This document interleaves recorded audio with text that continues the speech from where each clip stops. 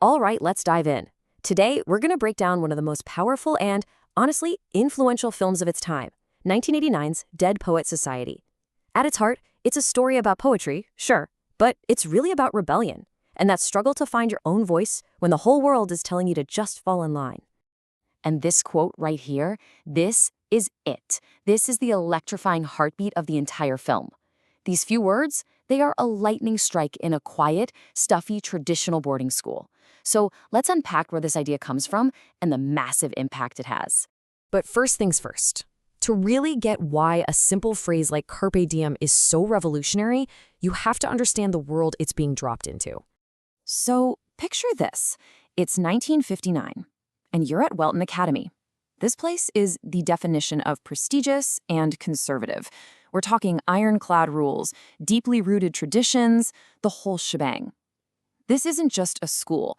It's more like a factory, designed to mold boys into one very specific kind of man. And this slide just lays out the central conflict perfectly, doesn't it? On one side, you've got Welton's famous 4 pillars: tradition, honor, discipline, and excellence. It's all about fitting in. And on the other side, a brand new philosophy is about to walk through the doors, one built on individuality, passion, freedom, and expression. It is a clash of worlds, just waiting to happen. So, into this super rigid world steps a catalyst for change, a new teacher who, let's just say, doesn't quite fit the Welton mold. And here he is, John Keating. He is not your average by-the-book English teacher. His mission is way bigger than just poetry. He's there to teach his students how to live, how to think critically, and how to maybe, just maybe, break free from all the expectations that are weighing them down. And this is his central message, Carpe Diem. It's more than just some fancy Latin phrase, it's a whole philosophy. It's got these deep roots in that American transcendentalist spirit, from thinkers like Thoreau and Emerson. It's a powerful call to action to stop living on autopilot and start making your life truly your own, to make it extraordinary. So how does he teach this? Well, not through boring lectures, that's for sure. His methods are a little unconventional. First up, he tells them to literally rip the introduction out of their poetry textbook because it tries to grade poetry on a mathematical scale. Then he has them all stand on their desks just to force them to see the world from a new perspective. Every action is symbolic, designed to shake them out of their conformity. And believe me, Keating's lessons do not stay in the classroom. They spark something real in the students, inspiring them to actually take action and find their own voices. The boys find out that Keating himself was part of a secret club when he was a student there. So what do? They bring it back. The Dead Poets Society. They start sneaking out to an old cave at night to read poetry, not for a grade, but for the sheer passion and freedom of it. They're using words to break the very rules that confine them. And in this society, we get to know our key players. You've got Neil Perry, the passionate leader who secretly dreams of acting, Todd Anderson, the painfully shy new kid. There's Knox Overstreet, the hopeless romantic, and of course, Charlie Dalton, who's the bald rebel of the group. But this newfound freedom was always going to slam headfirst into the rigid reality of their world. And for one student, the consequences are absolutely devastating.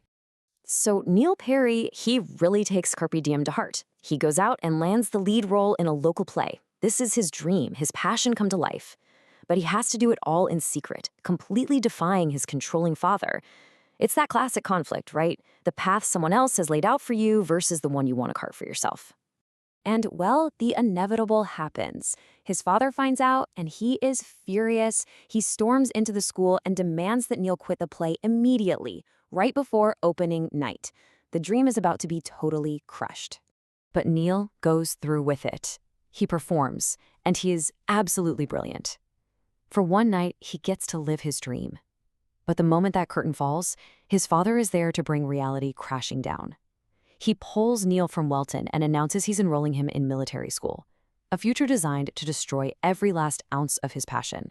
Faced with this future, a life completely devoid of passion, a life he has no control over, Neil feels trapped. He sees no way out. And this right here is the tragic heart of the film. It's the devastating outcome when a system built on absolute control collides with a human spirit that is just desperate for self-expression. In the wake of this tragedy, the institution of Welton Academy does what institutions do best. It closes ranks and starts looking for someone to blame. So the administration launches an investigation, and they find the perfect scapegoat in John Keating. They blame his unconventional teaching for inspiring Neil's defiance and ultimately for the whole tragedy. And just like that, he's fired. But as Keating is packing his things to leave, something remarkable happens. It starts with this one line from Walt Whitman's famous poem, Mourning the Death of Abraham Lincoln. It's a tribute to a fallen leader. In this incredible final moment, it's the once timid Todd Anderson who leads the charge. He stands on his desk, and then another boy does, and another. They're saluting their captain. It's an act of defiance against the school, for sure, but it's more than that. It's a profound act of loyalty. It proves that even though the teacher is gone, his most important lesson, to think for yourself, has taken root and is not going anywhere. So ultimately, the story leaves us wrestling with these huge, timeless questions. What's more important, fitting in or being yourself? What is the real purpose of education? Is it to prepare you for a career or to prepare you for a life? And it makes you think about the true cost of pursuing a dream, or maybe even the cost of not pursuing one. The film puts forward this beautiful idea that we're all part of the powerful play of life. So, as we end this explainer, the story's central question really becomes yours to answer. Knowing that your time here is limited, what verse will you contribute?